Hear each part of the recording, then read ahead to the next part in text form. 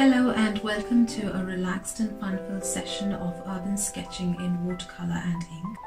In this course we're going to sketch and paint the City Observatory or the City Dome on Carlton Hill in Edinburgh. This was painted from a photograph that I took while I was visiting a few years back.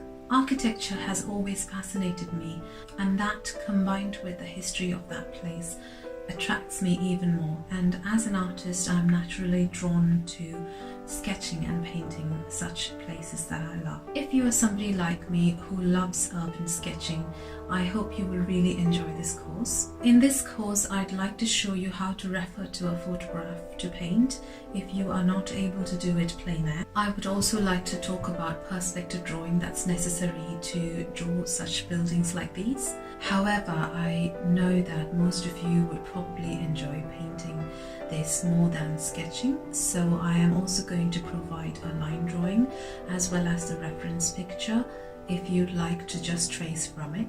Before we start off with the project itself, I will show you the type of pigments that we'll be using, as well as different brush strokes and watercolor washes that you need to know. I will also talk about the pens that I use and how I use it to create or enhance your watercolor washes. As we start off with the project, I'm going to show you how to sketch if you like to learn how to sketch, or you can even trace the picture onto your watercolor paper.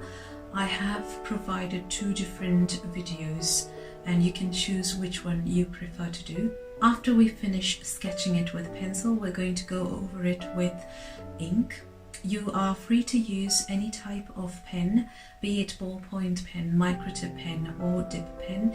Anything should work. It would be great if it is waterproof, so when you go over it with watercolor wash it does not spread. Next we're going to go over it with a very quick and dynamic watercolor wash. We're going to try and finish the watercolor wash in just one layer, so we're not working over it too much.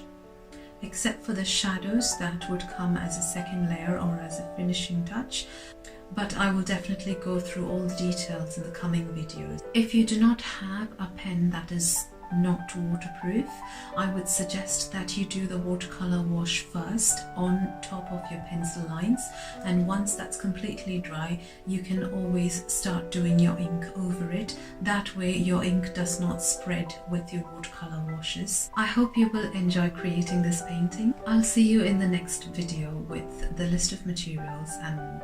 Happy painting everyone!